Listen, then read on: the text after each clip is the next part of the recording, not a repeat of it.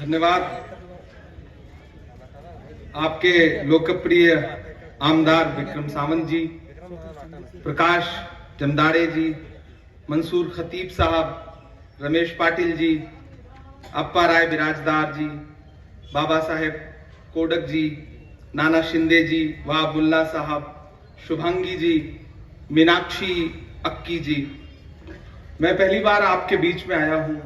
हिंदी उर्दू में बात करूंगा, मुझे पूरा विश्वास है कि आप लोग समझेंगे। विक्रम सावंत जी से जो मेरा रिश्ता है,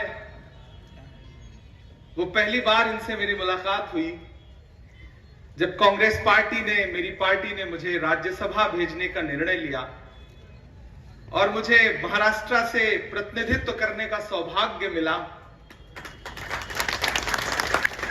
तो उस वक्त विक्रम भाई से मेरी पहली मुलाकात हुई और आज जब विश्वजीत जी ने और विक्रम भाई ने मुझे आदेश किया कि आपको जत में आना है और यहां के लोगों से मुलाकात करनी है, तो मैं उनके आदेश पर यहां हाजिर हो गया हूं।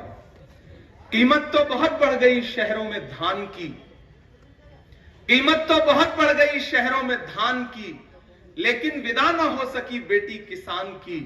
मौका मिला तो लोगों ने कुर्सी के वास्ते तस्वीर ही बिगाड़ दी हिंदुस्तान की। जत वालों, आने वाली 20 तारीख को आपको न सिर्फ जत के भविष्य का फैसला करना है, बल्कि महाराष्ट्र के भविष्य का भी फैसला करना है।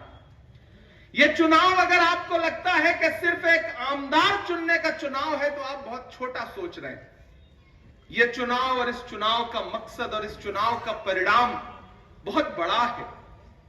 एक तरफ वो ताकतें खड़ी हैं जिन्होंने महाराष्ट्र में चलती हुई सरकार को लूट करके, लोकतंत्र को लूट करके सरकार बनाई। सरकार को लूटने से ही सुकून नहीं मिला तो राजनीतिक दलों को तोड़ा, उनके चुनाव निशान छीने।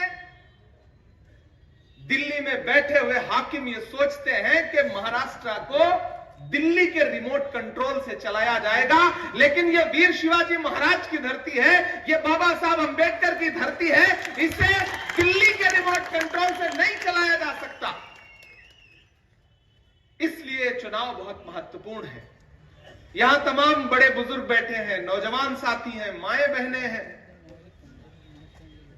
आप दोनों पार्टियों का अंतर देखिए। एक तरफ महाविकास आघाड़ी खड़ी है, एक तरफ महायुति खड़ी है। उनके नारे क्या हैं?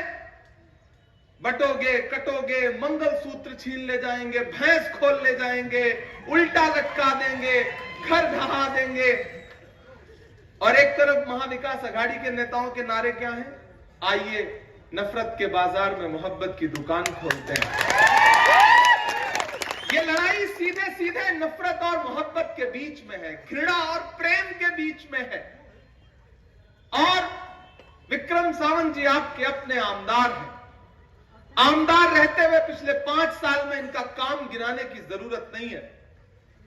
मैं तो किसी भी आमदार या खासदार का जब आकलन करता हूं, जब उसको नापता हूं, तो मैं उस हाउस में, असेंबली में या फिर पार्लियामेंट में उसके द्वारा पूछे गए प्रश्नों से उसके व्यक्तित्व का आकलन करता हूं। ये इकलौते ऐसे आमदार हैं जिन्होंने महाराष्ट्र की असेंबली में 241 बार प्रश्न पूछा है। मुझे लगता है और जोरदार ताली इस बात पर बजनी चाहिए विक्रम सावंत जी के लिए। एक पढ़ा लिखा आमदार, एक अपने विधानसभा के लिए मुद्दों पर लड़ने वाला आमदार, वहां खड़ा होकर के आप आमदार और खासदार चुन के क्यों भेजते हैं कि वो जाएगा असेंबली में खड़ा होगा, आपके हक के लिए, आपके मुद्दों के लिए सरकार से लड़ेगा, जरूरत पड़ेगी तो अपनी सरकार से भी लड़ेगा। यही काम होता है आमदार और खासदार का। वो आपका प्रतिनिधित्व करता है, आपकी आवाज बन करके वहां जाता है। और अगर ईमानदारी से पूछा जाए तो विक्रम जी ने इस अपनी जिम्मेदारी को 100% निभाया है। मेरे ऊपर तो इनका व्यक्तिगत एहसान है। मैं महाराष्ट्र में पैदा नहीं हुआ हूं, लेकिन मुझे ऐसा लगता है कि जैसे मेरा रोम रोम महाराष्ट्र के कण कण से मिलके बना है। एक आत्मा का रिश्ता होता है, एक रूह का रिश्ता होता है जो इस राज्य से है। और मैं राजनीति की दुनिया का व्यक्ति नहीं था। मैं 2019 में जब राजनीति में आया और 2022 में जब हमारे नेता राहुल गांधी जी ने मुझे महाराष्ट्र से राज्यसभा भेजने का निर्णय लिया, तो उस रात मैंने सोचा कि वो किसी और राज्य से मुझे भेज सकते थे, महाराष्ट्र ही क्यों चुना। तो मुझे लगा शायद वो आंदोलन की धरती है, वो इंकलाब की धरती है, वो उसूलों की धरती है, वो मूल्यों की धरती है, इसलिए उन्होंने मुझे महाराष्ट्र का प्रतिनिधित्व करने का मौका दिया। और आज अगर मैं खासदार बनकर के देश की सबसे बड़ी पंचायत में राज्यसभा में खड़ा होकर के आपके मुद्दों पर लड़ता हूं, तो उसकी बुनियाद में विक्रम सावंत जी का एक वोट शामिल है। एक ऐसे समय में जब एक एक मत बेचने, खरीदने और तोड़ने की, फोड़ने की साजिशें चल रही हो, न जाने कितने कितने के मोल लग रहे हो, ऐसे में जब मैं चुनाव लड़ने के लिए आया तो विक्रम भाई ने मेरा हाथ पकड़ा, बोले यार आपकी उम्र बहुत कम है, आप छोटे भाई की तरह हो। मैंने कहा मैं राज्यसभा का चुनाव पहली बार लड़ रहा हूं और हमेशा महाराष्ट्र में चुनाव नहीं होता था, निर्विरोध निर्वाचित हो जाते थे लोग राज्यसभा में। पहली बार आया तो मैं 22 साल बाद मेरे ही सामने चुनाव हुआ। मैंने कहा अजीब आफत है, मेरे ही आने पे होना था। लेकिन विक्रम भाई ने एक भाई की तरह मेरा हाथ पकड़ा और इन्होंने कहा कि इमरान आप निश्चिंत रहिए, ये महाराष्ट्र है और हम कांग्रेस पार्टी के लोग हैं, हम मूल्यों पर चलने वाले लोग हैं, कोई ताकत ना हमें खरीद सकती है, ना हमें डरा सकती। मैं विक्रम भाई आज इसलिए भी आया कि मैं आपका शुक्रिया अदा कर सकूं। और एक चीज जो और बहुत महत्वपूर्ण मैंने इनके अंदर देखी, एक ऐसा व्यक्ति जो मुद्दों की राजनीति करता है, कौन हिंदू, कौन मुसलमान, कौन सिख, कौन ईसाई, कौन दलित, कौन आदिवासी, इन चीजों से परे उठ करके। अशोक साहिल ने कभी एक शेर कहा कि मैं तुम्हें अपने उसूलों की कसम देता हूं, मुझको मजहब के तराजू में न तौला जाए। मैं तुम्हें अपने उसूलों की कसम देता हूं, मुझको मजहब के तराजू में न तौला जाए। मैंने इंसान ही रहने की कसम खाई है, मुझको हिंदू या मुसलमान न समझा जाए। कुछ ऐसा व्यक्तित्व है उनका, और आज मैं उनके लिए आपके सामने अपना दामन फैला करके आया हूं कि आने वाली 20 तारीख को अपने घरों से बाहर निकलिए और वो लोग जो महाराष्ट्र को अपनी उंगलियों पे नचाना चाहते हैं, जो सोचते हैं कि महाराष्ट्र एक रिमोट से चलेगा, उनको जवाब दीजिए। आज जब मैं हेलीपैड पे लैंड किया तो पहले से टीम तैयार थी, चेकिंग कर रहे हैं वो कि आपने कुछ पैसे वैसे तो नहीं रखे हुए। मैंने कहा उनसे, मैंने तो टीम से पूछा कि आप उद्धव साहब ठाकरे जी का हेलीकॉप्टर चेक कर रहे हैं, उनका बैग चेक कर रहे हैं, मेरा चेक कर रहे हैं, आप सत्ता में जो बैठे हैं उनका चेक करने की हिम्मत जता पा रहे हैं? ये अपमानित करने का जो प्रयास है मराठी अस्मिता को, इसका बदला लेने का चुनाव है ये। वो आपके बीच में आएंगे, बड़े बड़े वादे करेंगे, बड़ी बड़ी बातें करेंगे, लेकिन मैं तो देश की पार्लियामेंट में बैठ के देख रहा हूं, महाराष्ट्र वालों, जत वालों, याद करो उनके एक एक नारे। 2014 में जब प्रधानमंत्री जी सत्ता में आए तो उनका पहला नारा क्या था? बहुत हुई महंगाई की मार, अब की बार मोदी सरकार। याद है ना ये नारा? वो भूल गए हैं, हालांकि आपको भले याद हो। बहुत हुई महंगाई की मार, और फिर परिणाम क्या निकला कि जो पेट्रोल डीजल 58 रुपए लीटर था वो 100 रुपए के पास पहुंच गया, जो गैस सिलेंडर 400 का था वो 1000 रुपए के पार पहुंच गया। एक दिन पार्लियामेंट में भाजपा के एक मिनिस्टर साहब महंगाई पे भाषण दे रहे थे, मैं खड़ा हुआ, मैंने कहा आपको बोलने का कोई अधिकार नहीं है, भाजपा के लोग तो वो लोग हैं कि आपकी सरकारें फिल्में टैक्स फ्री करती हैं और कफन पर जीएसटी लेती हैं, आपको महंगाई पे बोलने का कोई अधिकार नहीं है। इनके नारे इनको याद दिलाओ बस। नारा दिया बेटी बचाओ बेटी पढ़ाओ, दिया ना? 2014 से ये नारा सुनते आ रहे हैं। इस नारे की सच्चाई क्या निकली कि मैं उत्तर प्रदेश का हूं, उत्तर प्रदेश में एक जिला है हाथरस, भाजपा की सरकार है, उस हाथरस में एक दलित बिटिया का बलात्कार हुआ और जब उसकी जान चली गई हॉस्पिटल में तो रात के 2 बजे उसकी लाश को बिना परिवार की मर्जी के जला दिया गया ताकि सबूत मिटाए जा सके। ये बात करते हैं बेटी बचाओ बेटी पढ़ाओ की। इन्होंने नारा दिया बेटी बचाओ बेटी पढ़ाओ का, और दिल्ली के जंतर मंतर पर जब ओलंपिक पदक लाने वाली बेटियां इंसाफ मांगने के लिए बैठी तो दिल्ली पुलिस ने जिस बेशर्मी के साथ उन्हें सड़कों पे घसीटा है, वो दृश्य आज भी देश भूला नहीं है।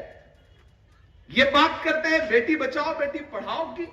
देश के प्रधानमंत्री लाल किले की दीवार पर खड़े होकर के 15 अगस्त को महिला सशक्तिकरण पे भाषण दे रहे थे और उस भाषण के महज 2 घंटे बाद गुजरात में बिल्किस का बलात्कार करने वाले आरोपी दोषी जो सजा काट रहे थे न सिर्फ छोड़े गए बल्कि उन्हें फूल मालाएं पहना के उनका स्वागत किया गया। ये बात करते हैं बेटी बचाओ बेटी पढ़ाओ की। इनके नारे झूठे हैं, इनके दावे झूठे हैं। मैं कल नांदेड़ में सभा कर रहा था, मैंने कहा ये जो महायुति की सरकार है ये महाभ्रष्ट सरकार है, ये धोखेबाजों की सरकार है। सामने से एक युवा खड़ा हुआ, उसने कहा खासदार साहब एक चीज इसमें जोड़िए। मैंने कहा बताइए। उसने कहा ये धोखेबाजों के साथ साथ खोखेबाजों की भी सरकार है। मैंने कहा ये सुझाव बहुत अच्छा है।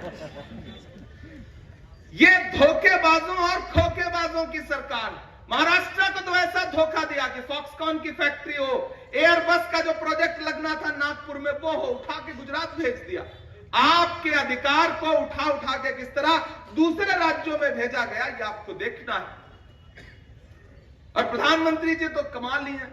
एक दिन पार्लियामेंट में भाषण दे रहे थे, बोले बताओ कांग्रेस वालों 70 साल में क्या बनाया। मैं इधर से खड़ा हो गया, मैंने सोचा बताना शुरू करूं, तब तक मल्लिकार्जुन खड़गे जी हमारे अध्यक्ष जी बैठे थे। बोले इमरान मत बताओ, जो बताओगे ये उसको भी बेच देंगे, इनका काम से बेचने का है। तो झांसे में मत आइए, धोखे में मत आइए। आने वाली 20 तारीख को घरों से बाहर निकलिए और अपना एक एक वोट लेकर के जाइए पोलिंग बूथ पर। आपको चुनाव निशान पता है, ये 3 नंबर पे है ना। 3 नंबर पे अपने विक्रम भाई का चुनाव निशान है, हाथ का पंजा। और इस बार तो हाथ के पंजे में मशाल भी है। हाथ के पंजे में मशाल है। तुतारी बजा दीजिए, बिगुल बजा दीजिए, नगाड़ा बजा दीजिए, ये जो गद्दार हैं वो कहीं नजर नहीं आएंगे। उनके वायदे क्या हैं, उनकी गारंटी क्या है। आप भाजपा के किसी नेता का भाषण सुन लीजिए, किसी भी सभा में, वो प्रधानमंत्री से लेकर के और छोटा से छोटा नेता हो, जब भी कहीं भाषण देते हुए आप उनको सुनेंगे वही हिंदू मुसलमान 370 घुसपैठिया ये वो जला देंगे। कोई प्रेम की बात नहीं। हम सब मिलजुल के, मैं जद में बैठा हूं, यहां कौन हिंदू कौन मुसलमान, किसी के घर में कभी जरूरत हो तो पड़ोसी ये थोड़ी पूछेगा कि तुम्हारा धर्म क्या है, तुम्हारी जात क्या है। सबके सुख दुख में खड़े हैं। सुबह चाय की दुकान पे एक साथ बैठ करके चाय पी रहे। वो चाहते हैं कि बंटवारा हो जाए, वो चाहते हैं कि समाज एक दूसरे को देख के तनाव में रहे। मैं पिछली 7-8 रातों से सोया नहीं हूं, लेकिन जब मुझे विक्रम भाई ने आदेश दिया कि इमरान भाई आपको जद पहुंचना है, और मैं यहां अभी आया तो 5:05 पे मेरा टेक ऑफ था। मैंने कहा नहीं, मेरे सामने हजारों लोग बैठे हैं, मैं हेलीकॉप्टर पकड़ने के चक्कर में इतने लोगों के प्रेम को छोड़ करके नहीं जा सकता। मैंने हेलीकॉप्टर छोड़ दिया। मैंने कहा अगली सभा के लिए जाना है, 1.5-2 घंटे का सफर होगा, चले जाएंगे, थोड़ी मुश्किल उठा लेंगे। भाई ने न जाने मेरे लिए कितनी मुश्किलें उठाई होंगी। भारत ऐसे बनता है, इस प्रेम से बनता है भारत। उधर नफरत की बातें हैं। याद रखना जत वालों, उनकी गारंटी है कि अगर उनकी सरकार बनेगी तो अंबानी और अडानी का कर्जा माफ होगा, लेकिन अघाड़ी की सरकार बनेगी तो किसानों का कर्जा माफ होगा। ये अंतर है हमारे और उनके बीच में। महान बादशाह सिकंदर ने यूनान जीता। मेरी उम्र बहुत कम है, लेकिन बातें कोशिश करूंगा कि थोड़ी सी गंभीर करूं। महान बादशाह सिकंदर ने जब यूनान जीता तो जीत का जश्न मनाने के लिए वो शहर की सड़कों पर निकला। तो उसने देखा कि पूरा शहर जश्न मना रहा है, लेकिन सड़क के किनारे एक संत आदमी, फकीर आदमी बेपरवाह चादर तान के सो रहा है। सिकंदर को गुस्सा आया। सिकंदर अपने घोड़े से उतर के उस सोते हुए संत व्यक्ति के पास गया, फकीर के पास गया, और गुस्से में आके उसे जोर की एक लात मारी और लात मार के कहा कि क्यों रे फकीर, मैंने शहर जीत लिया, लोग जश्न मना रहे हैं और तू सो रहा है। उस फकीर ने उनींदी आंखों से सिकंदर की तरफ देखा और देख करके कहा कि शहर जीतना बादशाहों का काम है, लेकिन लात मारना गधे का काम है। आप बताइए, 2014 से और 2024 तक कभी नोटबंदी की लात, कभी जीएसटी की लात। एक रात पता चलता है कि कृषि कानून ले आए, 700 किसान शहीद हो गए। दिल्ली के सिंघू बॉर्डर पे बैठे हुए 700 किसान जब शहीद हुए, तब देश के पंतप्रधान को यह एहसास हुआ कि ये कृषि कानून तो गलत थे, इन्हें वापस ले सकते हैं।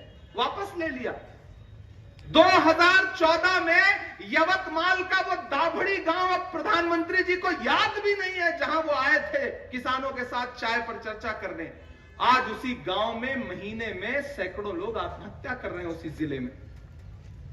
बातें अलग हैं, ये लड़ाई बहुत महत्वपूर्ण है। याद करिए 2024 का लोकसभा का चुनाव और भाजपा के नेताओं के भाषण उठा के देख लीजिए। मैं तथ्यों के साथ बात करने वाला व्यक्ति हूं।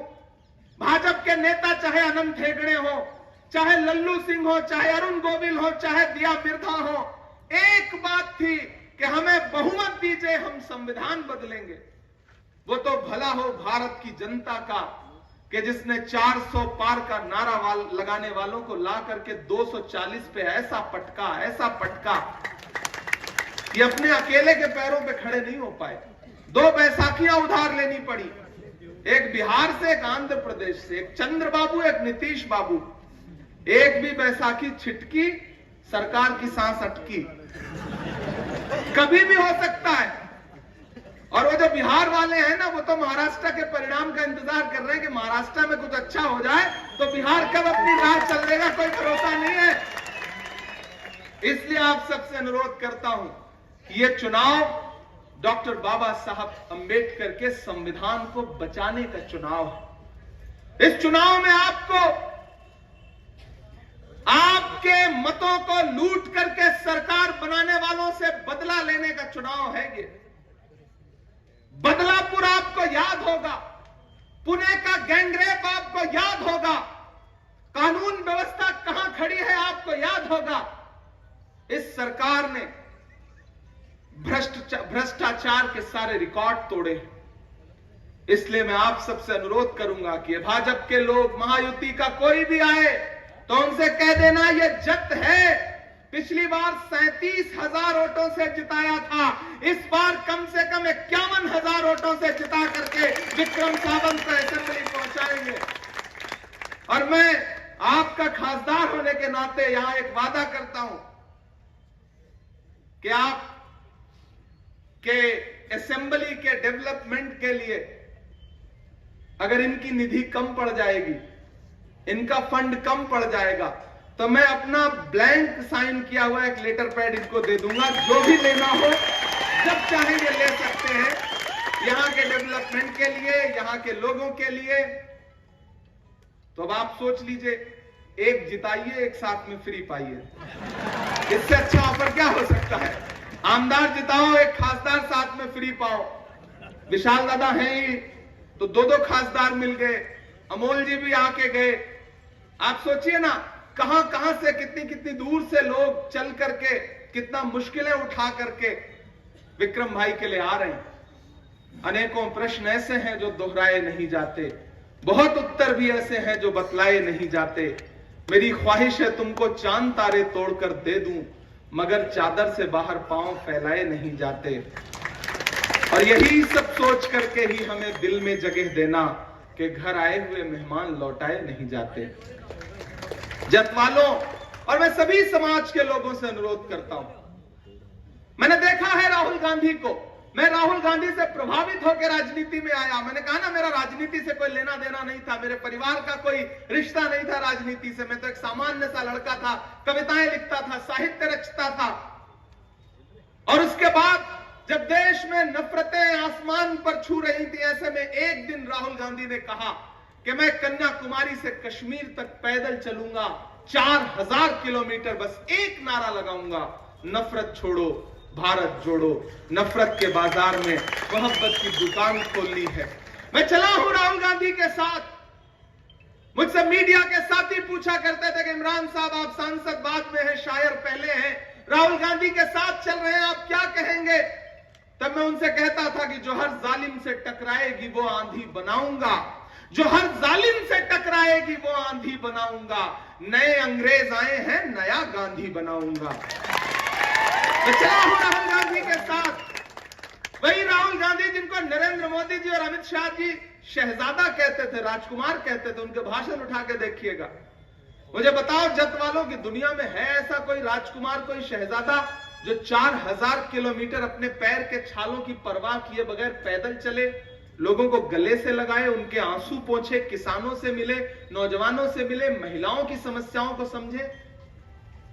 अगर राजकुमार और शहजादे ऐसे होते हैं तो हम ऐसे शहजादों को अपने पलकों पे बिठाएंगे। देश को जरूरत है ऐसे शहजादों की। तो मैं आपसे अपील करता हूं साथियों, यहां से वहां तक बड़ी तादाद में लोग यहां इकट्ठा है कि 20 तारीख को घरों से बाहर निकलिए और विक्रम भाई के लिए वोट करिए। हाथ के पंजे के सामने वाला बटन दबाइए और एक बार फिर से विक्रम सावंत जी को सेवा का मौका दीजिए और आप आमदार बना के भेज दीजिए। मैं पाथरी से लेकर के, जालना से लेकर, श्रीरामपुर से लेकर के, रावेर से लेकर के नांदेड़ होता हुआ यहां पहुंचा हूं, पुणे होता हुआ। पूरे प्रदेश में महाविकास अघाड़ी का शानदार माहौल है। मंदिरों में भजन चल रहा है, मस्जिदों में दुआ चल रही है। जिस तरफ भी नजर तुम उठाओ बस अघाड़ी की हवा चल रही है। सरकार बनने जा रही है, महाराष्ट्र में सरकार बनने जा रही है। मैं तो उनसे भी अनुरोध करूंगा जो थोड़े बहुत लोग भाजपा के साथ यहां जत में हैं, उनसे भी मेरा अनुरोध है कि धोखा खाना बंद करिए। नादान हो, इस दौर में क्या ढूंढ रहे हो तुम? जहर की शीशी में दवा ढूंढ रहे हो? इधर आइए, विक्रम सावंत आपके लिए काम करेंगे और आप जत वालों इनको आमदार बना के भेज दीजिए। क्या पता कांग्रेस पार्टी वापस इन्हें मिनिस्टर बना करके भेज दे। आप बड़े वोटों के अंतर से इन्हें जिता के वापस फिर से इनसे कहिए कि जाओ, इस बार 241 प्रश्न पूछा था, इस बार 341 पूछो। ये जिम्मेदारी देकर के इन्हें भेजिए, क्योंकि अच्छे लोगों की जरूरत है राजनीति को। राजनीति की शुचिता और राजनीति की पवित्रता को बनाए रखने के लिए मजबूत कंधों की जरूरत है। ये जाएंगे तो फिर से आपके लिए काम करेंगे। मैं आया हूं, कविता लिखता हूं, नहीं सुनाऊंगा तो आपको यह लगेगा कि देखो सिर्फ भाषण सुना के चला गया। और भाषण सुन सुन करके आप बहुत देर से बैठे हुए हैं, कई घंटे से। नया पाने की चाहत में पुराना छूट जाता है। तुझे अपनाऊं तो मुझसे जमाना रूठ जाता है। मोहब्बत पढ़ने लिखने में बहुत आसान है, लेकिन मोहब्बत को निभाने में पसीना छूट जाता है। तो आप पिछले कुछ घंटों से यहां बैठे हुए हैं। मैं तो इस बीच जब पार्लियामेंट में खड़ा होता हूं और सामने पंत प्रधान होते हैं तो बस मैं उनको उनके पुराने नारे याद दिलाता हूं, पुराने भाषण। मैं उनको जैसे ही देखता हूं कहता हूं कि आपको याद है आप 2014 में कहते थे भाइयों बहनों। देखिए बड़े समझदार लोग हैं आपके, समझ जाते हैं कि किसने क्या नारा लगाया था। तो कहते हैं भाइयों बहनों, देश के खजाने की चाबी मुझे सौंप दो, मैं देश नहीं लुटने दूंगा, चौकीदारी करूंगा। कहा था ना। अब तो मैं उनसे पूछता हूं, वहां भी खड़ा होकर के और यहां भी, क्या कहां सोया है चौकीदार, कहां सोया है चौकीदार। थक तो नहीं गया? मुझे लगना चाहिए कि मैं जब में खड़ा हूं और मतलब थके नहीं है आप। ये मिट्टी बड़ी जिंदा दिल लोगों की मिट्टी है, यहाँ इतनी जल्दी थकने वाले लोग नहीं है, सरकारों को थका देने वाले लोग हैं। कि कहां सोया है चौकीदार, कहां सोया है चौकीदार। विजय माल्या नाक के नीचे से हो गया फरार, कहां सोया है चौकीदार, कहां सोया है चौकीदार। ये भाजपा वाले कहते हैं कांग्रेस वालों 70 साल का हिसाब दो, कहते हैं ना। जत वालों, जो भाजपा सरकार अपना चलाया हुआ 2000 का नोट 7 साल नहीं चला पाई, वो हमसे 70 साल का हिसाब मांगे। कहां सोया है चौकीदार, कहां सोया है चौकीदार। गैस सिलेंडर की कीमत भी 1000 के पार, कहां सोया है चौकीदार, कहाँ सोया है चौकीदार के चाय। मतलब कमाल है भाई, नाम ले लो आपको स्वाद आ जाता है बिना चाय पिलाए हुए। जत वालों को मैं मतलब सलाम करता हूं, आपकी जिंदादिली को, आपकी समझदारी को, ये बड़े अच्छे लोग हैं। मैं विक्रम भाई से मिला था तभी मैं समझ गया था कि जहां से आते होंगे वहां के लोग तो और अच्छे होंगे, इसलिए मैं आज भी आया कि चाय बेचने वाला पूरा भारत बेच रहा है। बेच रहा है कि नहीं बेच रहा है? बेच रहा है कि नहीं बेच रहा है? कि चाय बेचने वाला पूरा भारत बेच रहा है। इसी काम में हासिल उसे महारत बेच रहा है। कि रेल बिक गई, तेल बिक गया, बिका हवाई अड्डा। अगली पंक्ति में एक नाम आएगा और आपको स्वाद आए उस नाम का ना, तो फिर आपकी तालियों का शोर पूरे महाराष्ट्र में जाना चाहिए। कि रेल बिक गई, तेल बिक गया, बिका हवाई अड्डा। सब कुछ बिकता देख के खुश हैं अपने जेपी नड्डा।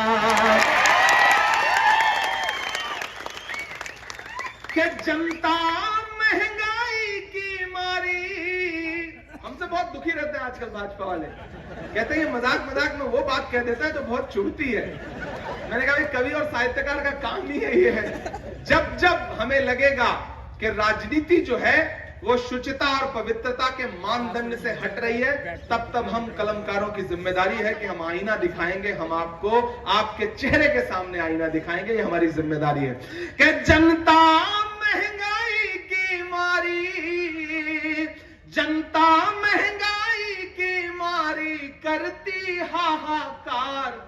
कहाँ सोया है चौकीदार, कहाँ सोया है चौकीदार। विक्रम भाई इधर आइए, आप दूर दूर बैठे हैं, अच्छा नहीं लग रहा।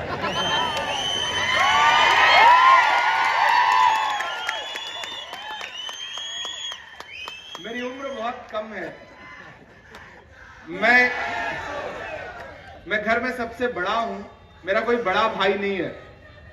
जब इनसे मिला ना तो मुझे लगा कि एक बड़ा भाई, बड़ा प्यार करने वाला, मोहब्बत करने वाला मेरे हिस्से में है।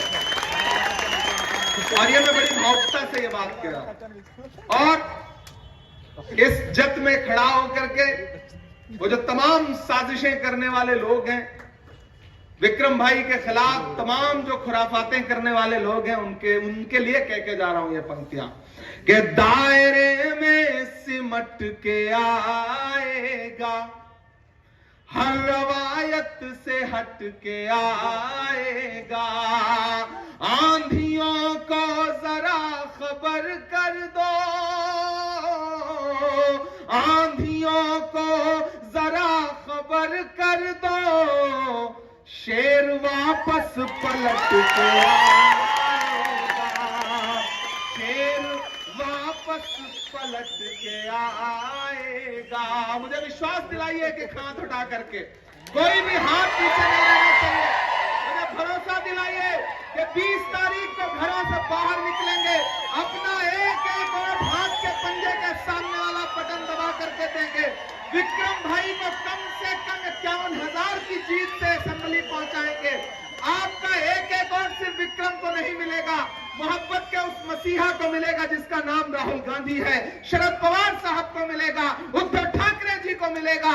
आपका एक एक वोट मेरे ऊपर आपका व्यक्तिगत एहसान होगा, जिस एहसान को पूरी जिंदगी चुकाऊंगा, ये मैं आपसे वादा कर रहा हूं।